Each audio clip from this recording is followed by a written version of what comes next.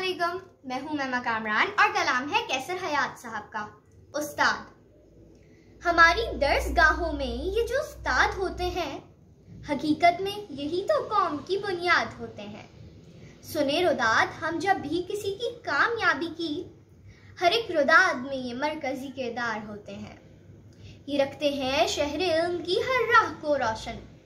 हमें मंजिल पे पहुंचाकर ये कितने शाद होते हैं।